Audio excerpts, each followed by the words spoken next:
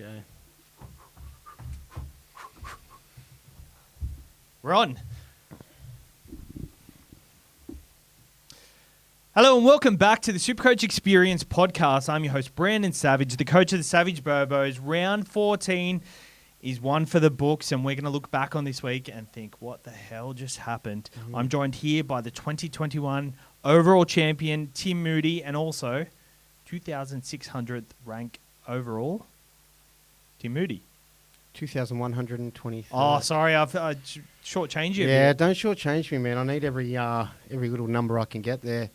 Yeah, so it felt like we were in the clothes dryer for a lot of the whole week, you know. It's been nearly a week, it's 6 days since Origin. Origin was a headache, and trying to get over that and then roll into a new week of SuperCoach and the what could be's, and then... tough one. I'd sold Lomax a week prior. Sold him for Manu. I wasn't expecting him to back up. I sort of looked at the draw a bit, and we can go into Lomax a bit later. But, that hurt. That really hurt, especially the second half. I went downstairs just to heat up a sausage sandwich. I'd had some sausages earlier in the day, so I thought I'll just heat a sausage up and stick it in a bun, have a sausage sandwich. By the time I'd come up, I think he'd scored 2 tries. Oh, no. And I was looking at scores, like, well, how'd that even happen? I only stuck the thing in for like 30 seconds and mucked around with a bit of sauce, and yeah, that hurt. But then the only thing that saved my week was, it was not a good week. I had scored 1,194. Looking back at my scores, no one really did anything exceptional, except for Latrell Mitchell, who were brought in and captained. Outside of that, my highest other score was 71, which was David Fafita, who I also brought in. 81? 81, sorry, yep. And then the next highest score was Appy, 70... Oh, no, Ben Trbojevic, 79. Appy, 75. And then Dallin, who I brought in for 74. So the trades were good. The 3 trades were good. But, yeah, everyone just got, there's so many 60s. Had not many shitty scores. Burton was underwhelming.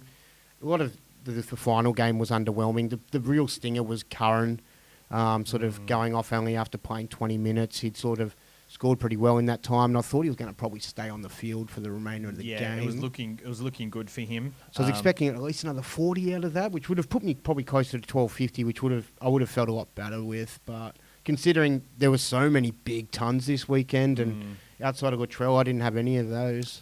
The high score this week was 1625, so absolutely crazy.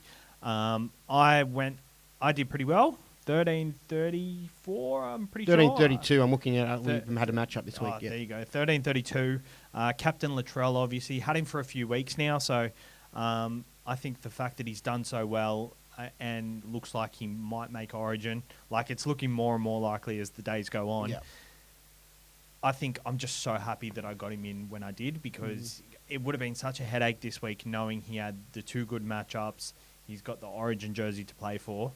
It would have been such a headache to toss up, because obviously numbers in round 16 are a priority, and you just don't want to forego numbers if you're already short. So I'm glad I've banked the points quite early, and I got him in. Adam Fanor-Blake just had a few bad weeks for SuperCoach, being out 1 week, 30-odd points another week, but then comes back. Such a soft try. Yeah, repays faith, 103 points. Dylan Lucas, 106 points for myself. And there were a few other little options here and there, like Ruben Garrick, 93 points. That was not one I was expecting to score very well. He just racked them up here and there, doing offloads, little line break assists. Line break assists here and there. So very happy with how he went. And, went up to 13th overall. So I'm pretty stoked. That is my biggest peak of SuperCoach. Oh, nice. Highest ever. I've never ranked higher than 13th. It was 18th early in the season, and I peaked there. And I think it's been since about round 7 or 8 since I've been there. Mm-hmm. I've kind of lingered around 22nd to 33rd quite a bit. So I'm quite happy to be in 13th after a big week. And I'm not saying I'm necessarily looking to make moves, but I'm looking to just push my way up every single week, make sure I've got a strong 17 every week, and also saving trades as the time goes on, because it feels like every week it's a chance to jump. I feel like towards the end, that's also going to be a chance to jump every week after that, because it's going to be like 6 weeks where people can't really make these luxury trades that we're making now. So it's going to be a balancing act for myself. And like I was saying it on the weekend, I'm way happier with how my team's set up now than I was a couple of weeks ago. Yep. I didn't believe a couple of weeks ago because I had guys, I've said it week in, week out, that the depth I was very worried about. I fixed that depth. I got in Blaze Talangi late, got in Armstrong late, and they've made me a shitload of money. And now there's players like Liam Henry who absolutely killing it. Finny Fuiaki holding for the bye rounds, killing it. And just lots of different people here and there, like Cody Walker, I wasn't really expecting to be a moneymaker. He's now got a negative break-even with a couple of good matchups. He looked really good. So just everything seems to be working well, and I'm very clear in the direction that I'm going. Well, that's good. I'm a bit hazy, so good that you've got that clarity there. So I just wanted to bring up our ranks within the SuperCoach experience community. So I'm 13th. Hads is 500th. He's always up there when I'm up there, so shout out to Hads. Mikey is 614th, quietly just sneaking up there, being his little slimy self up to 614th. Timmy 2000th. Jake went to Las Vegas for a month. Usually this is the drop-off. 3,600th. Grant, if you had to try and guess where Grant was, he's copped every single bad move that there is. Where do you think he would be? Like 20, 30. 6,000. He's 5,500th, but by the way he's been talking about his team, you'd expect him to be a lot He has lower. high expectations. Yeah, I think Grant's been so busy giving help in the premium chat that maybe he's not spent enough time on his own side. But no, I'm sure he's been diligent to his own side as well. Just a bit unlucky there for old Grant. I just wanted to point something out. Good news. Every year's a little bit different, but what is it, round 14? In round 14, I was ranked 24th. Sorry? I was ranked 24th in round 13 when I won. When you won? Yeah. So in round 13 or 14? Because it's round 14 going into 15. Well, it says next to round 14 I was 24. Yeah. So, and then, so I think that I was 13th at round 10, but I dropped off a little bit. I remember that because I remember you being 13th and I remember you being 54th at one stage. Have a look there. Yeah, 55th. That was after 24th. That was after... Oh, you can have a look just to make sense of it. That's it there. Well, let's have a look at this because I want to take a bit of inspiration from it. So you were... Because I remember you went up to 13th from 108th, and then you went up to 55th after round 15. And then you went into 1th just before the last bye round. I love that. Once. I went into 1st. Oh, that was nice. That's the best. Yeah, cool. Very interesting to see. Let's enjoy this journey with me because it'll never happen again. Shut up. You've been consistent. I reckon you'll be there again next year. Yeah, so just we'll keep cracking, but you want to treat this as like your only opportunity. Yeah, exactly. So today we're going to go through... I have a little funny thing at the start. We're going to go through our run home players, so players we want to target for the run home, and kind of weigh up how many trades we have left and how many we realistically can spend on these players. TLT, most traded in, and we'll go over tipping point and captains. But first of all, I wanted to bring up a fun little segment. So I was waking up this morning and my alarm woke me up and it had a trade plan on my alarm. And I went through all my alarms. There's about 3 trade plans in the past. And I want you to guess when it was and what sort of situation I was in to make these alarms part of my... it probably involves turbo, and it was, I don't know, maybe you've still got it set from back in like 22 or something. No, it's not. I think these are probably from more recently, not 5-6 years ago. Let's just get to the point. You tell us. AJ to CNK, 5:05 a.m. To last year? Yes. Yep. So that was 5:05 a.m. Well, I've obviously kept the name. You changed it. Yeah. So that was last year. He was playing the Titans, and he actually got knocked out in the first 10 minutes. So that was a bad trade. Manu. This year. It wasn't. I'm pretty sure it was a bye times last year, so I can't really pinpoint this one. So, but it wasn't this year. Marju to Graham. Oh, that would have been 2 years ago, 22. It was last year. It was late last year. Marju was playing the Rabbitohs, and I was in a head-to-head final, and I needed to win, and we both had Marju and no common players left, so I was going to go to Campbell Graham. Yeah. I missed the lockout, but Marju scored a hat-trick and 130-odd points, and Campbell Graham scored like 30 points. So I remember that. That is great how that worked out, and I just thought it was funny. Yeah, That sort of a little trip down memory lane. Exactly. All right, let's go to TLT. So Nico Hines is named 200 break even. What are your thoughts? You haven't got him, but if you've got him, his break even has gone up to 200.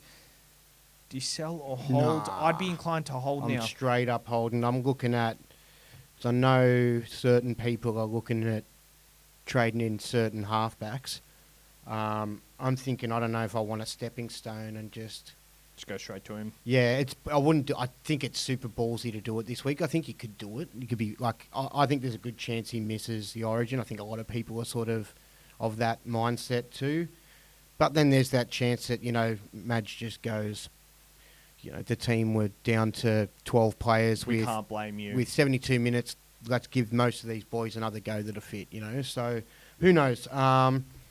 But then again, I actually see him saying, well, Mitch was actually my original guy, he just wasn't fit. So everything else, I'm backing everyone else. But, and then maybe finds somewhere for Nico in the extended or... Yep. But, yeah, if you can wait it, like, if you play him this week, and then if he doesn't get named, you've got him next week too. You know what I mean? And then you've just got him. Yeah. And I'd just be holding. I'd be holding. I would too now. He's missed 2 weeks, and if he misses Origin, then he plays more than he misses now. Whereas Sharks looking pretty good. Whereas before, he was missing too much time over the next few weeks when you could have really... He's already lost enough, like a fair bit of the cash as well. Yeah. Like he was like over 1-1 or something, or... He's 984 now, so you still can sell him for quite a bit of value, but I just think you're going to be looking to get him in 2 weeks realistically once that round 16 bye is over. If you've got loads of trades and you know what I mean, like if you just want to free you'd want to have more than like 23 or something, I reckon. Yeah, for sure. Oh, for sure. Yeah. For sure. And I think you're probably looking at your side. If you've already got him, there's other priorities. Like, why would you sell him? He's an active player this week. Mm-hmm. Injuries have just rattled everyone, so I like him as a hold. I just need to touch on, we've swapped sides. We had to swap sides because the charging block over there, I needed to charge the laptop, and we swapped sides. Like Jacob Kiraz and... and Wilson, which really stuffed my bet up because, I just was conservative. I just wanted a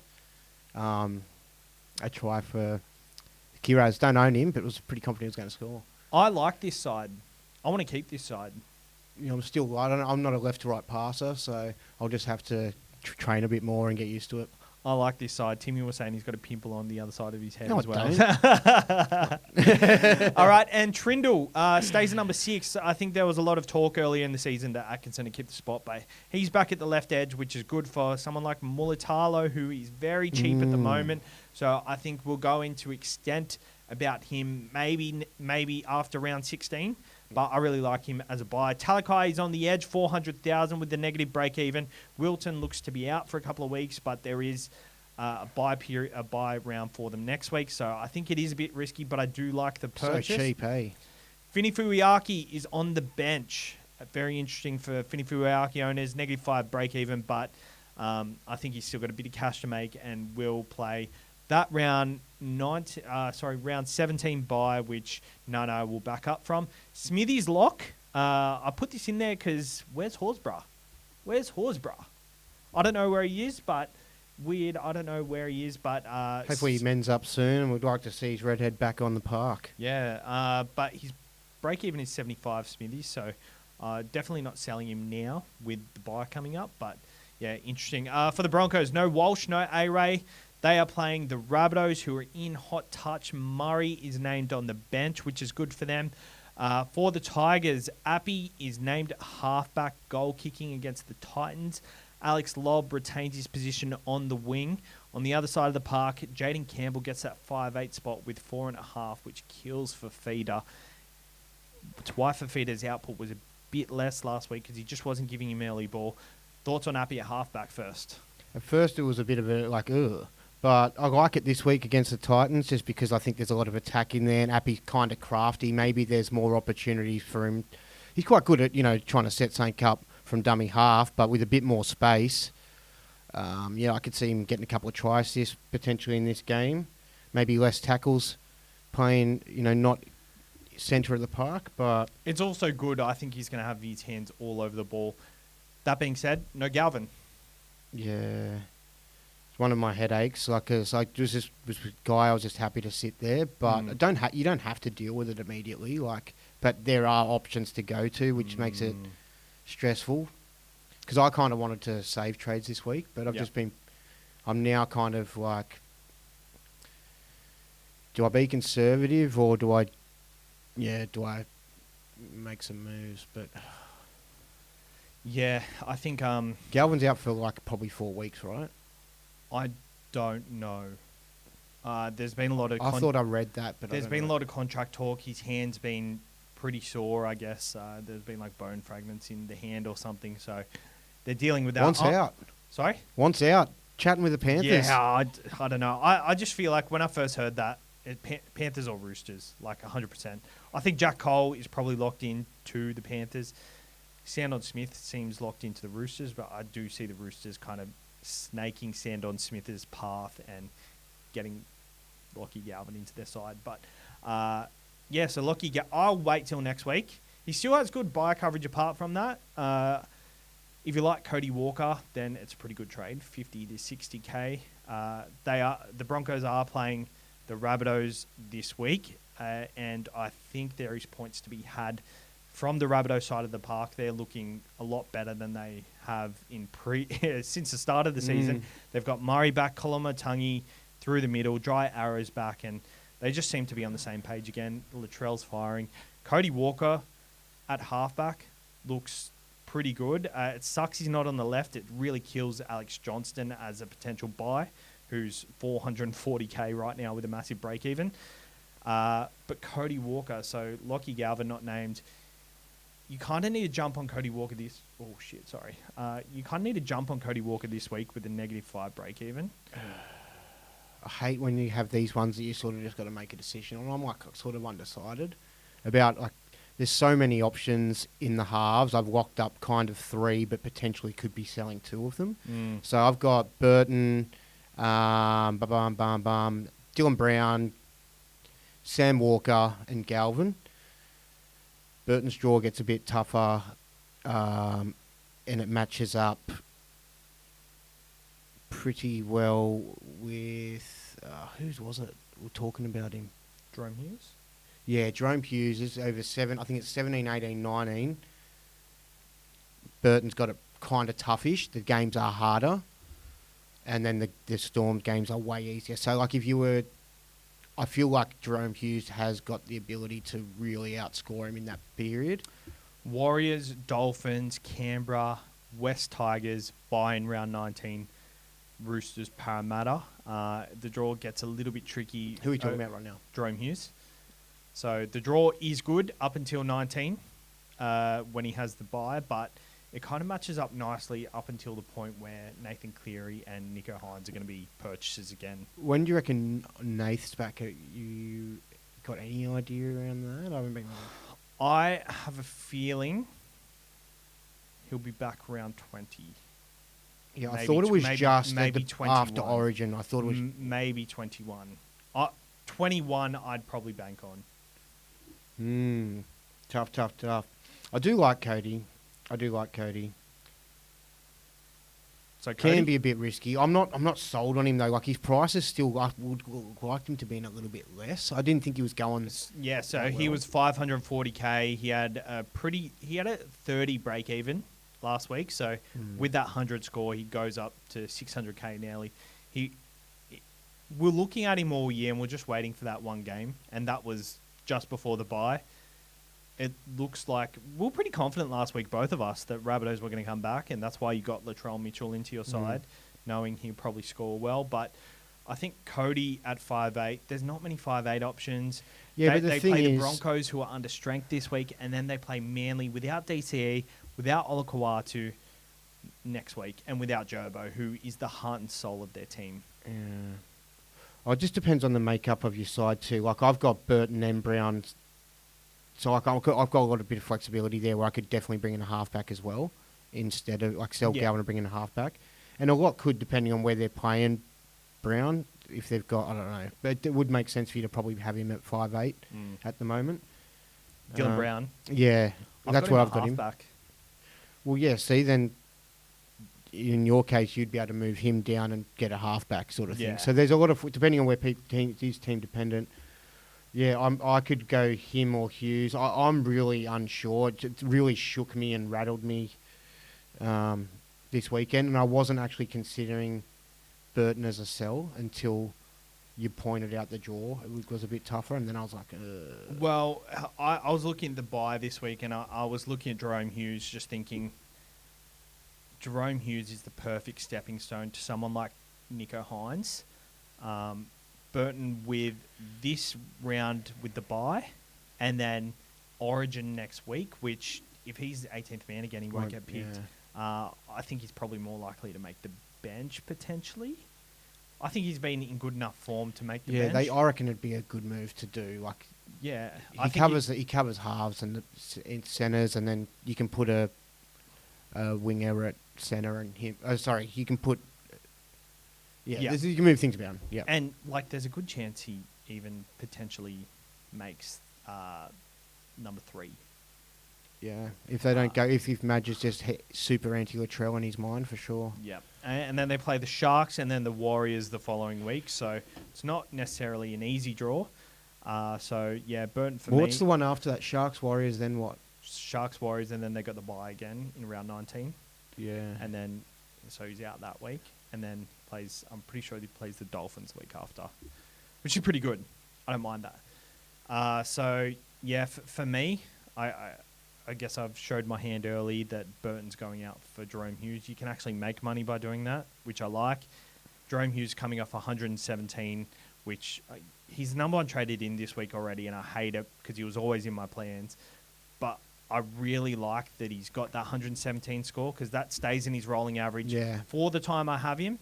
If he gets another 100 in the next 2 or 3 weeks, then his price skyrockets and goes to a point where Nico's coming down, he's going up. And I don't want to have to spend too much money by going Jerome Hughes to Nico. Whereas if I hold on to Burton, he comes back, backs up from Origin, scores 30 points.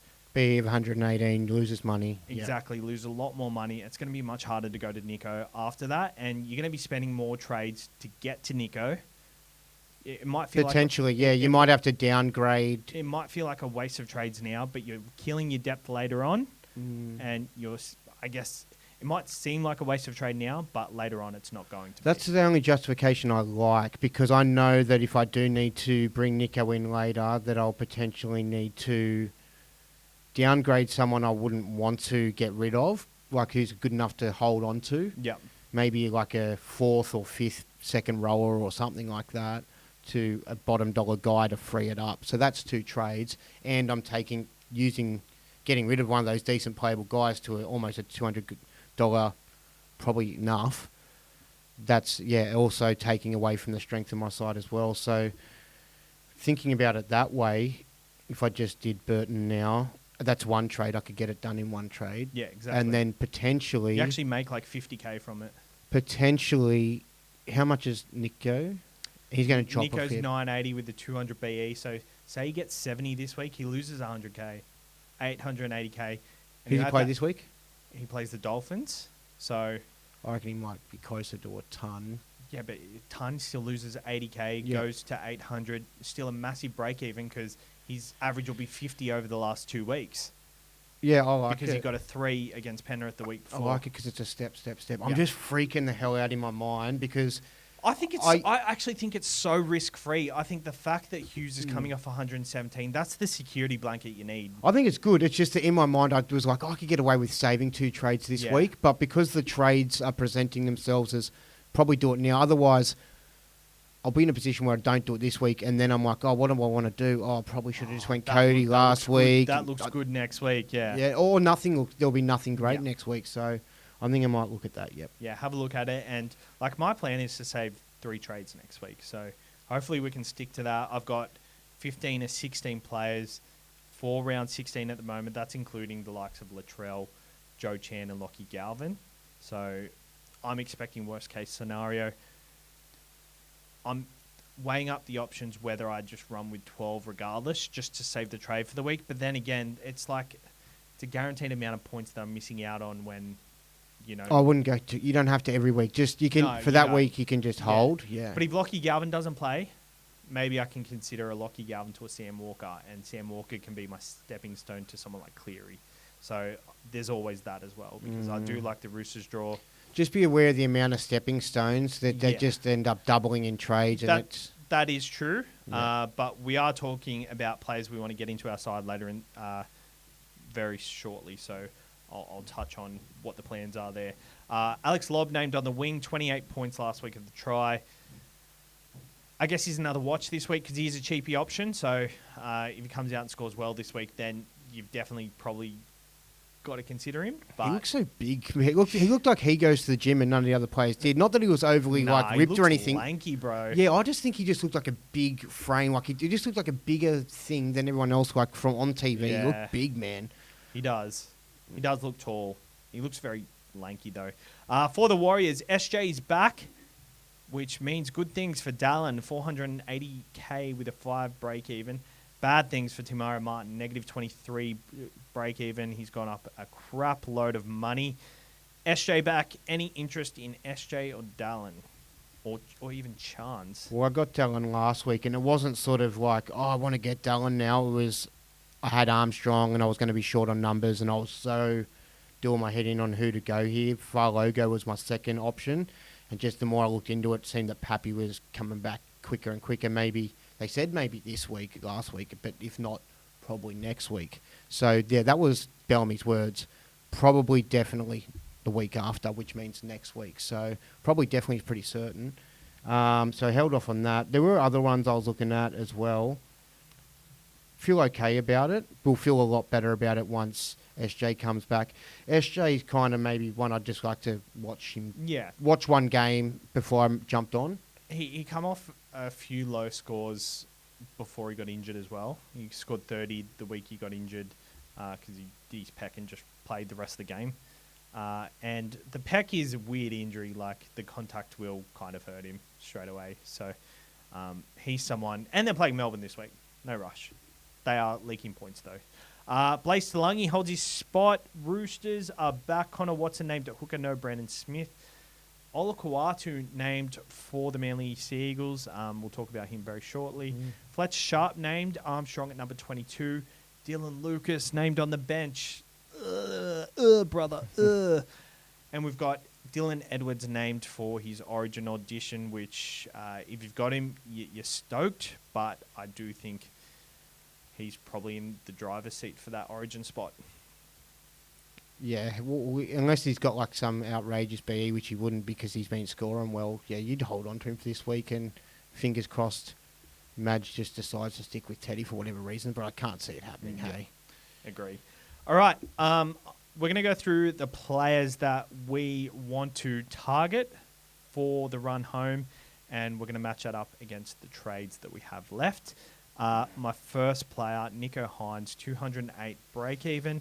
He has a very good draw for the run home, and if he's playing 19, the plan will be to get him prior to 19, and hopefully that's the case because spending trades before 19 to get in a gun is always a great thing. So Nico's obviously in your plans as well? Yeah, he's like, I reckon with that draw, especially because we looked at Eero being like a hold sort of thing. Canoe? Yep. Still frustrated, like still 50s. Like, he looks good though every bloody week. He does. With Trindle back, like we're saying, this is really good for Mulatalo. Is it good for Iro? Like, I feel like he got more attacking stats when Trindle was there, in my opinion. Like, it was his first day. It was not his debut, like his first game for the year, and that was a 98 or something like that. yeah, he's got try assists in him and line breaks, but he just hasn't got that 2-try performance yet. And I feel like it's going to come. If you go premature on Iro, I just feel like he's a great hold. Especially at the price. Like, it's not like he's 600 or something like that. He's 476. There's not a great deal of value going off. Yeah. He's like that guy that once it comes, it probably could flow. Yeah. And because, it's just one try, one attacking play, and a try assist, and it's a decent 75-80. I agree. We've got Nathan Cleary here with 180 break even. He's 800k. So if he comes back and he scores 80 points in his first performance, it goes down to 720k.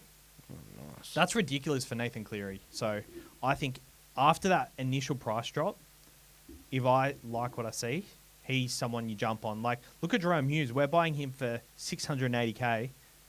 40k from Jerome Hughes to Nathan Cleary. Like, that's going to be an absolute steal. Nathan Cleary for the run home, I think. Now we're saying that because the price is so close and it's like it's a stepping stone. I was thinking that the prices were still a bit more out of reach. I hadn't been really looking. It feels that way, but actually looking into Which makes me think, I don't know if it's worth the stepping stones. Like, I know because in the short term you're getting on the front foot and getting mad attacking players in that position while others might be on a rest, but I told myself going into the round I don't want to trade just because of the backstage, and like I've got 17 now before trading. I used 3 last week, and it's tough though when does look like good options and it feels like everyone else is going to be jumping on them as well. It's scary. I really do think these buy period options are crucial, and let's just if say they were keepers, like I'd be all for it, but because we're going to be wanting to move them on to like potentially Hines in 2 or 3 weeks, I think. For someone like Jerome Hughes, Hines and Cleary are the only people you want to go to from him. If Hines or Cleary get injured, he's someone you can hold for the rest of the season. So that, like, I've got Matt Burton, and Matt Burton, just in my opinion, the Bulldogs are doing great. And he's been doing awesome. Like, his stats have been so good. He's consistently scoring 80s. But I just feel like Jerome Hughes just consistently gets it done, and with age, with Munster out for so long, I just feel like he's going to be a better option. I do feel like I want a bit more of that Melbourne attack. I've only got Eli Katoa there, and just they look so dangerous. They are. We're doing our NRL episode straight after this, and I haven't told you what the episode is, but we're doing a mid-season review. And I think the Melbourne Storm will feature heavily in that. And I think their best is still yet to come. Yeah, for sure. I mean, they haven't had a full squad. They've been having bits and pieces plug in and out all year. Yeah, halves have been in and out. So yeah, there's Nathan Cleary. The fullbacks. So there's Teddy, Latrell, Pappy, Turbo, Drinky, Sankey, and Walsh. I honestly don't know who I want. Yeah, I don't know either. But I feel like there's going to be a trade or two made there to finish the season. Oh, me too. Well, I don't think Drinky's my guy. I don't think he is either, but then I think we'll be moving off him in a couple of weeks potentially. Yeah. And then Latrell is like a potential like hold. I want to look into what's the chances of him backing up if he gets selected and all that. Have a closer look at that, but. Yeah, I also probably likely, right? Well, yeah, because I feel like they're probably in a position where they can make the 8, but they really have to claw it together. Game. Like, they've just come off the bottom of the ladder. I'll have to let me check the ladder right now and just see how far off they are, because I could be talking absolute smack here. Because if they won every game, the competition's so tight in the middle, I don't think they'd be that far off. So how long has the season got to go? 13 rounds. They've had 2 buys, so they got 1 buy left. They're on 10 points. 8th is on 16. So they are very still in the hunt, in A my lot of those opinion. other teams are going win, loss, or win, loss, win, loss. If they were just like went on a complete run. 8th is the Broncos at 16. Bulldogs are on 16. Roosters are on 16. The Raiders and Dolphins are on 18 points. I feel like the Raiders and Dolphins are probably more likely to miss out than a team like the Broncos. And like looking at the Bulldogs, There's so much unknown about who's like when who's they're going to coming drop back. off when injuries happen? And even like Ponga was going to come back at some point. Pappy's like, he might come back and play a couple of games and then just be like, oh, geez, I think we might need to look at him. You know, there's heaps of guys to come back as well. Turbo's he coming back at some point? He'll be back Closer to finals, maybe? No, he'll be back soon. in a couple of weeks. Okay, so yeah. I'm pretty sure he's injured round 10. See what happens. 6 Yeah, to I think 8 we'll just weeks. leave that open. See what happens. But they're on 10 points, 3 points, 3 wins out of the 8. Latrell's every chance to back up. I do like Latrell, and the thing is with Latrell, he's draw proof. So if he has a harder matchup, you're kind of not sitting there worried that you're going to get a 20 from him. Whereas some of these other fullbacks there are, you have him, you plug him in every week, he's averaging 80 there, and then like maybe you look at someone to have from this point till round, 22, and then you look to pivot and go another way from 22 onwards, if you've got the trades, obviously. In the other position? No, in the other fullback position, Yeah. And that's where you look for your upside, and you've got Latrell there as the kind of safety net. I never thought I'd say that with safety net, but we always know things go upside down and things never work the way you plan it.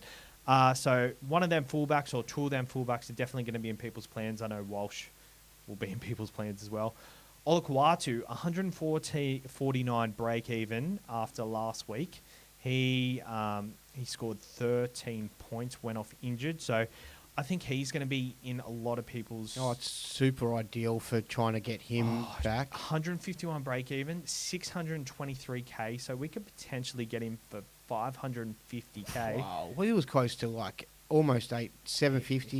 He was 800K. Yeah. And the Manly Seagulls are in a very similar position to the Rabbitohs. They're just outside of the 8. They're a bit closer, so I think they'll be trying to bank every single win. I think he is a final 17 Well, at that player. price, for sure, 100%. He's a final 17 I player. loved him. I felt like I enjoyed having him. As He much was as I good. like Eli Katoa, I think he's more exciting. Olakuatu was good time, wasn't he? Olakuatu was like Yeah. consistently just got tonk. And it looked like he was going to score every game too when they were going using him close to the line. For sure. Angus Crichton, 125 break even. He's going to be someone who...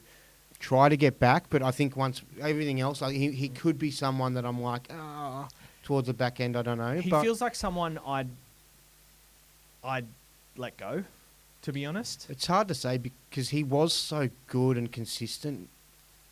He was. In that period for like once he came onto the scene, he didn't really drop off for a game. So his break-even's gone up to 138. He's 850K. So if you price-wise, yeah, if he could come down to closer to a more realistic 700K maybe. Well, you could do it in one trade. Like if he was a guy, you could do it in one trade in maybe like 6 weeks or post Origin or something like that. I'm thinking Kai Pearce-Paul to one of these guys. Yeah, I'd be happy to let go of like that in one trade. Yeah. If I still felt like I had, a handful enough for trades to run to the back end, it might become a bit luxury to be bringing all of them. So I think we need to start to get our priorities. You've got to manage it. So they got Parramatta this week. They got the Bulldogs in 16, which he doesn't play. Then they've got the West Tigers in 17, which we expect him to play very limited minutes for, back out from Origin. Then St George in round 18.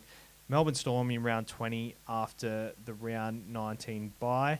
And then Manly, Dolphins, Parramatta, Gold Coast. So his run after that is quite good. So hopefully we can get him for a decent price after that.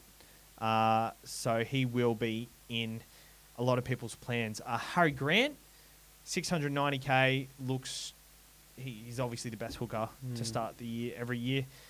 Payne Haas, especially with the emergence of Liam Henry, I'm hoping to do that in one trade as well. I've definitely got to try and bank a lot of cash early on. But Payne Haas, 680K with a 70 break even.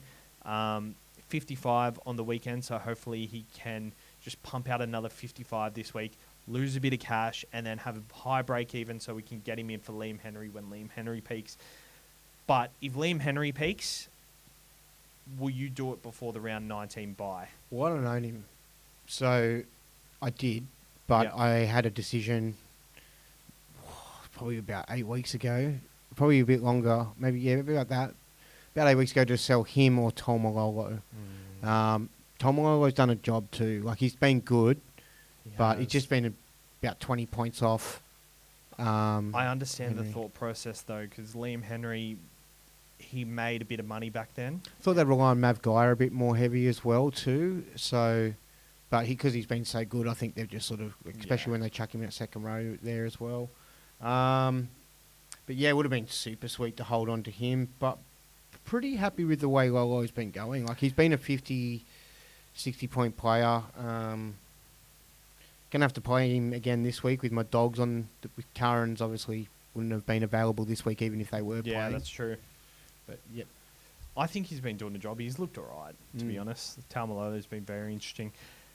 One more here. There's obviously going to be a couple of centre wings that we eye off for the run home, and I think probably closer to round 19 we'll look at draws and look at what sort of matchups we want to target. But Lomax, coming off 170, has a 30 break even this week, so it's not too bad, but it will be pretty big next week if he does score well this week. Playing Manly this week, I think it's a pretty good matchup for him, to be honest. Yeah. Especially that he's retained that wing spot. Is he in your final team? 736k. Probably not. Are you tempted to go now if that's the case? What's their draw like? Like, straight after the game, I was like, I'm just getting him back in next week just because I'm just doing it. Don't want him to not be in my side anymore.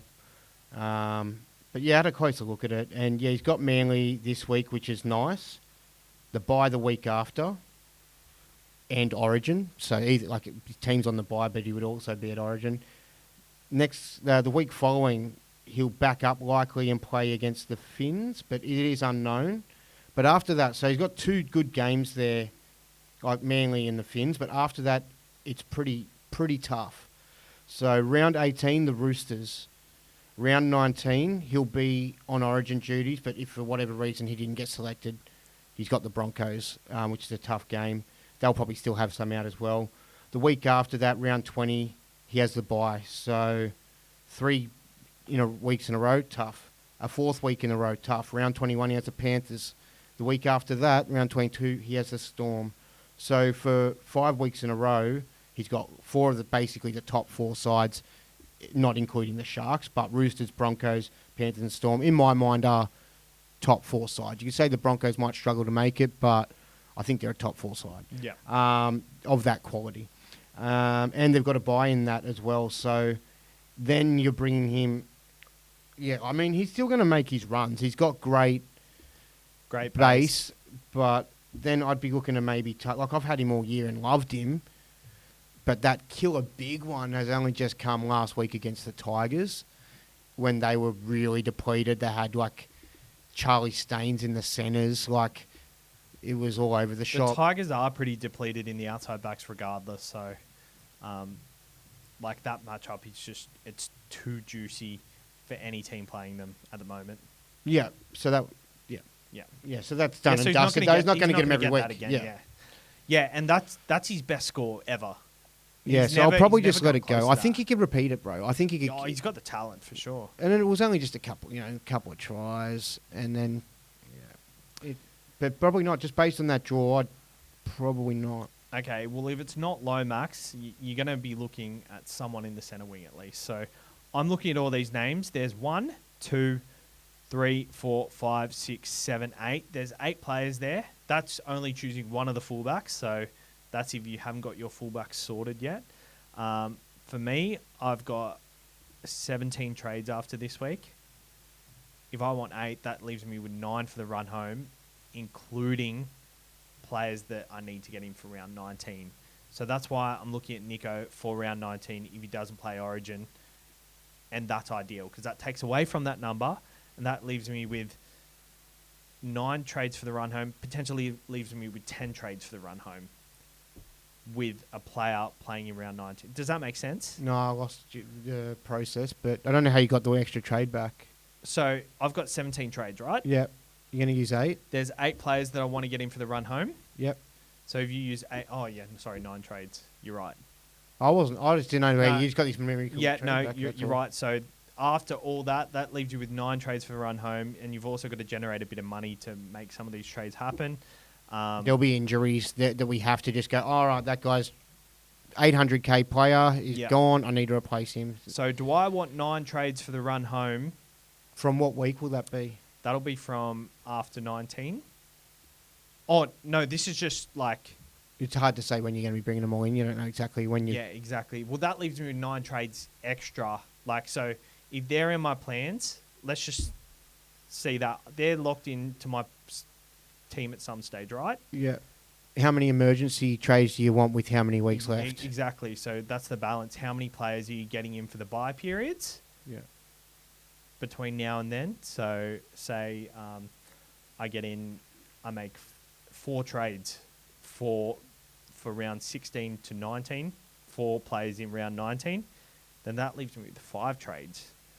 And that's without creating any money. So realistically, can you get all these players? Probably not. Like, you're probably going to have to pass on 1 or 2 of them. Mm-hmm. Happens every year. It does happen every year, but usually things work out. Like someone gets injured or a role of someone who's cheaper emerges. But I think it's just something to think about because it's starting to get very hard to manage because trades are getting lower and lower every week. Awesome. Winners Locker gave away their Ford or Toyota Hilux last week, or I think it was a $60,000 prize or something. Yeah, I should have really researched that. I'm sorry. But they're giving away a $50,000 prize next Friday night. So you've got a week and a bit to think of it. Did you watch the live stream? I actually saw you did. Yeah. They do like little cash giveaways in the live stream. And oh, you had to guess a number? Yeah. I just kept saying, after my number. What was it? So they were giving away the car. Or how many Ks it had done? How many Ks has it done? And they said between 100 and 300. My first guess was 543. I'm like, oh no. My first guess was 6,000 Ks. So I was way more off the mark. Dumb guesses though. Like, why would they give away a new car with 6,000 Ks or 500? Like, it's usually just going to roll out and get to where it needs to be, right? Yeah, that's true. Just panic and put numbers in. Yeah. And someone won $200 on the spot just by guessing their life. But you know what I did enjoy in the chat? Just before they'll draw the main prize, everyone's like, no one from Melbourne ever wins. This is rigged. It's so rigged. And then grand prize, Victoria. And I'm like, oh, shut up, Melbourne. The live stream is very fun to watch, even if you're not in it. So head over to winnerslocker.com.au, use the code TURBO. Obviously, you get extra entries if you sign up using our code. I think it's 4 entries on sign up. You'll get 8. Or I think it's 2 or 4. Oh, shit. He'll have these solid information next week. That's just look at the packages. You get more sign-ups. A lot of break-evens floating around your head and stuff. It's hard to remember all these. I'm over the numbers today. But they are giving away $50,000 cash next Friday night. And if you're not in the hunt to win SuperCoach, then you will be in the hunt to win this. So sign up to winnerslocker.com.au. Get access to exclusive perks on the app and many more things. Winners Locker, they're absolutely popping off at the moment. They're really fun. And I watched the live stream, and I get what you mean about that guy. He's cheeky, isn't he? Cheeky little character. He's a cheeky character. All right, the tipping point. Timmy, you got one last week. Yeah, I got one up. It's been a long time. So their line was 47 for Brendan Hands. He got 34. For Feeder, it was 95. You went below 95. And he went below. Latrell, 113, and you went up, and you were trying to go against your tactic of going above, but it worked for you. You got 3 out of 3, so that leaves you with 2 out of 7 wins over the last 7, and that's me with 5 with 7. Today, we're going to do Jerome Hughes versus the Waz, Cody Walker versus the Bronx, and Sifa Talakai versus the Dolphins, who... There is a couple of cheapies of the week. There's Lehigh Hopewade, who is very interesting. There is there's not that much else in the top traded in. There's Fanua Blake, Lomax for Feeder. We did for Feeder last week. Wishart's in there, Tarpanay, Latrell. I mean, Latrell's a pretty good one, but we did him last week, so it's going to be Jerome, Walker, and Sifa Talakai. Firstly, I know I already asked about Talakai, but with a break-even of 8, 396k flexibility, are you keen at all? Like, different time of the season, I'd be way onto it. yeah, I think same. a lot of I think we don't want to be doing too many stepping stone trail guys. Like if they're not going to be available for you and they're going to be a headache and probably find their way back to the bench and their role's going to change, it's just don't do that to your future self. Like you're going to hate it. With someone like Talakai, if he was 300k, I'd be more. I wouldn't be more inclined to do it, but I need him to be like a Samuel Alfainu, who is locked into that edge spot, can play at 80 minutes, and you could probably leave there for the rest of the year and just play him if you need him. Whereas Sifa Talakai is going to go back to the bench, score 16 points for you, and be a real probably score nightmare. well while he's like he's getting good minutes. No doubt. Future headaches, not worth it. All right, are you going to set the line today?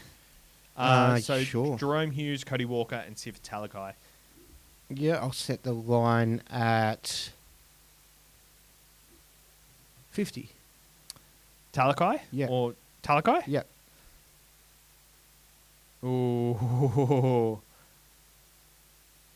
I will go below 50. And set it to what?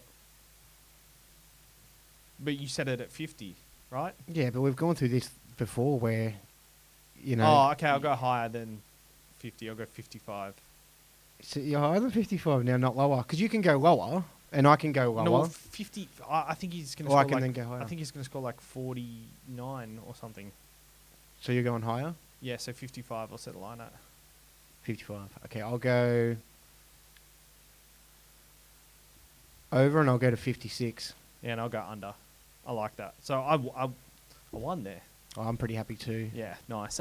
You gave away where you wanted to be, so it's what made me not have to go to. Yeah, but I was going to go lower than 50, and I you could have you should have just done it then. Well, that's what. If you can't, you've got to set the line though. You can't just go under. Otherwise, it's like me just going, I'll go over 50 and that's just it. leave it there. You know what I mean? Yeah. Oh, I assume if you're setting the line, you're going higher. Well, I'm But setting it's the either line. way, you're setting the line. Yeah, right. Good. Next player. Jerome Hughes versus the Waz. First the At ones. Waz home ground. Okay, let's set the line at 65. I'll go higher than 65. I'll go 70. I'll go higher than 70 and go to 75. I'll go higher than 75. I'll go 80. It's at Waz, eh? Yeah.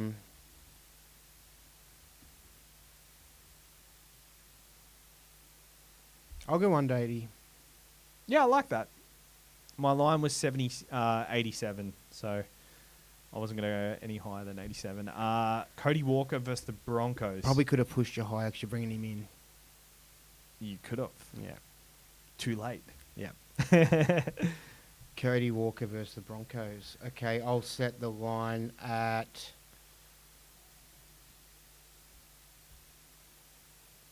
45.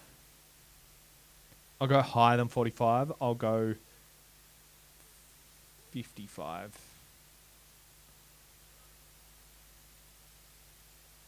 I'll go over 55 and go to 57. I'll go over 57 and go 59. I'll go over 59 and go to 62. I'll go over 62 and go 64. I'll go over 64 and go to 67.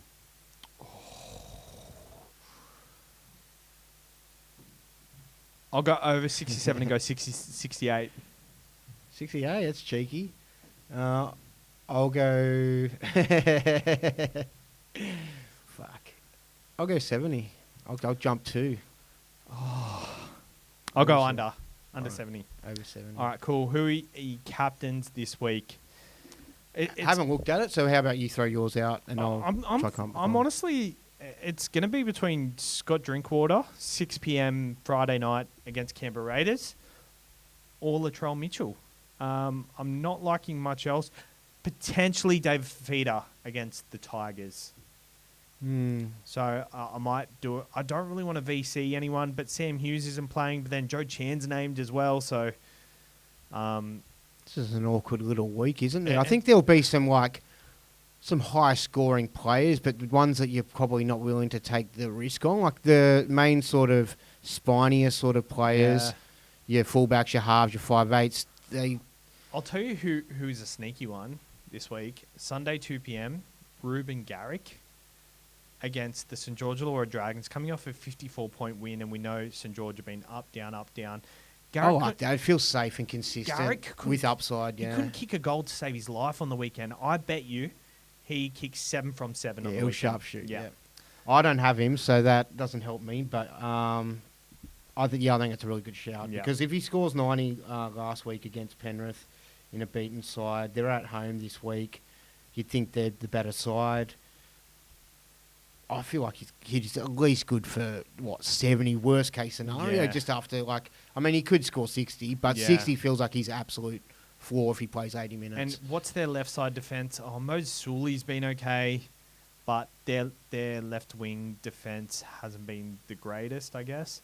So but their other side where Lomax is, that's their stronger defensive side. So if I was Manly, I'd be targeting that right side. I don't like anything in the first game. The thing is with Drinky, I don't like it to GOO. GOO is it's a hard ground for opposing teams to play at. Yeah, I don't feel confident. I could put VCs on him, but I couldn't put captains on him. I like Latrell. I really like Latrell still.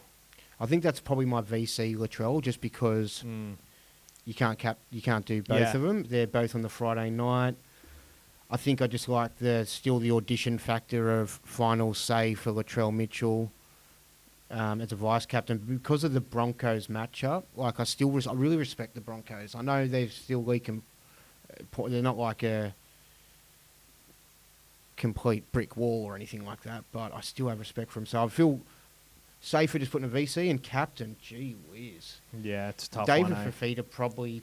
He looks good, doesn't he? Yeah, I like doing attacking plays that can get multiple try assists and stuff like that. It's frustrating it's still going to be the same halves combination, isn't it, with Foran and Campbell? Yep. Yeah, it would have been mad if Foran was on the left again. Yeah. Probably go there, though. I like it. And what do you trades this week? Hopefully nothing, but looking at it closer, I need to make a decision on if I want Cody Walker or not. So it's not going to be whether I want him this week or not. It's going to be whether I want him or not. So I'll look at the draw a bit closer and the other options and potentially when I might be able to bring them in if I've held off. I think I don't know.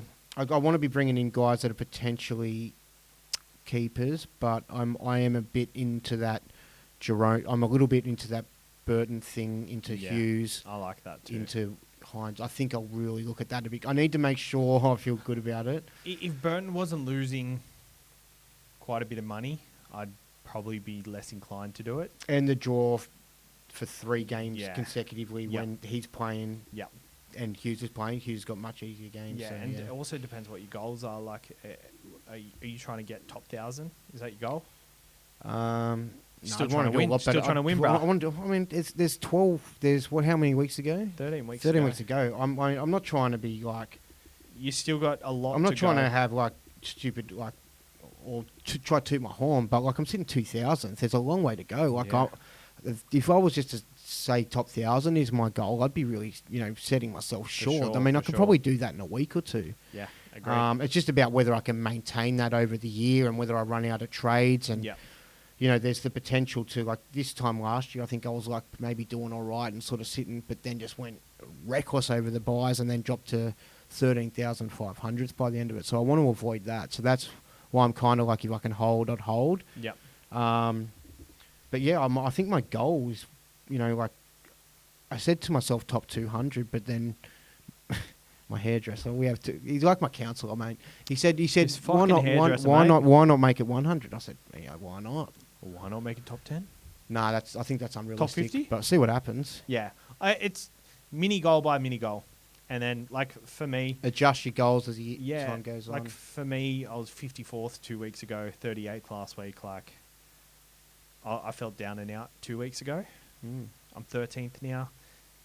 I feel a bit more lively, mainly because it correlates with my team as well. Like, last weekend, I got in Cody Walker in my side, and it was the first feeling I had in, like, multiple weeks since I got Chance Nickel Clockstad on Anzac Day. Like, it was the first time where I felt like I've got a nice little pod here that I'm excited to watch, who I think can score massive. And I had that feeling again on the weekend, and I haven't been able to do that because I've trying to just been getting my team right.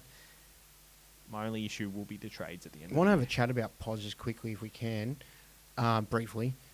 Not to discount the fact that you got a good pod there, but I was actually thinking about pods and me wanting to look at pods, and I was like, you know what? There's so much difference in sides this year. I don't think this is one year where you don't need to try look for pods. Like, you actually have pods every week. You don't need to look at ownership stats and stuff like that. You just pick who. It's more about get the guys that'll do well, and if you've got more of them that are doing more well, that's it. Even though other people will be like, oh, he's popular, I've got him too, but they've also got 3 other things in their side that aren't going well, which is where you get ahead from them. And if you just got that, that's what I'm doing this year. I'm not going to be going a guy that's, oh, well, he's only 4% owned. But, like, if I think there's a guy that is the guy and he's 50% owned, I'll get that guy and just get ahead of those other 50% because there's so much variance in every position this year. You know what's funny? Ownership has not influenced one of my trades this year.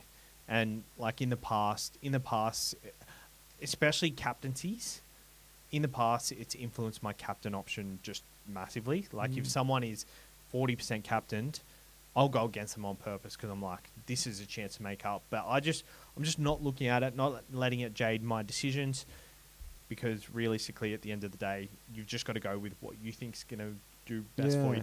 Latrell's only traded in by 643 people this week, and he's owned by 17,000 people. I think like last week was really pushing it. I think me doing it last week was... There's a lot of people that did it last week, but I think it was pretty on the borderline of being a bit risky and a bit puntish, like to try get those points just for a 2-week play when we probably think in the back of our hearts he's going to get picked. Doing it for 1 week, that's a major headache. Yeah, I agree. I'd look elsewhere. All right, one thing I want to do to finish the show, I want you to name the top 5 SuperCoach scores of this year, and who were they? I'll give you a clue. 2 of them happened on the weekend. So would it be Brian To'o and Lomax are 2 of them? Yep. Brian To'o outscored Lomax by, 1 point, or was it? There is one person who has scored higher than them this year. I didn't have it. Oh, jeez. Oh, Joey Marnie. Was it? Nico didn't have one. He had a big one, but it wasn't that big. He's not in the top 5. He sits just... yes, sorry, he's equal 5th. He's equal 5th with 160. It's a winger. Dom Young had one? He's equal 5th as well with 160. There is another winger who is outright 4th, and the leader is a halfback. Oh, was Carraz one of them? Or was he just below? He was like a 140. You're warm, though. Oh, the Fox. 162. Wowza. Versus the Melbourne Storm. Yep. Who's number 1 this year? Fuck, yes, he said it's a half. I don't remember Nathan. It's got to be Sam Walker. No? What did he score? 172. Bang on. There you go. Versus St. George, Anzac Day. Fuck, I don't know how I pulled that one out. I've got the worst memory in the world. So the top 3 scorers, Sam Walker, 172. Brian To'o, 171. And Zach Lomax, 170. Goes Josh Adokar, 162 at 4th. Dom Young, Nico Hines equal 5th on 160. And then it goes Teddy and Jermaine Asako and Angus Crichton, 151. Then Dom Young again on 150. This weekend that just went had to be the weekend with the most tons individually, I reckon. Like, it felt like there was a lot of them. Yeah, you can actually... Like, just spread out, like, there was, like, you know, like, randoms, like... So, there was 20-plus 100 scores on the weekend. Brian To'o Wow. 171, Lomax 170, Latrell 150, Talau 149, Stephen Crichton 128, Ben Hunt 128, Dane Laurie 128, Tyron Wishart 122, Jerome Hughes 117, Tamari Martin 111, Nick Meaney 108, Connor Tracy 108, Dylan Lucas 106, Adam Fanil Blake 103, Cody Walker 103, and a lot of these players are pretty well owned as well. And I only had one of them, and outside of that, I didn't have any 90s. Gagai, Chance, Blake Wilson, Jerome Lua, and Sania Turuva. They're all in there as well. Hot tip. Oh, fuck, I didn't do the post this week. I always forget the team of the week. The team of the week, actually, it's the highest week of the year, 2,200. So that's the best possible team you could have got. All right. Cheers for tuning in for the SuperCoach episode. We're back tomorrow with our NRL episode. And I don't think I'll get to Q&A this week, but I'll see what I can do. All right. Thank you for tuning in. Good luck with your SuperCoach. Let's top 10 next week. Oh, yeah. Bye.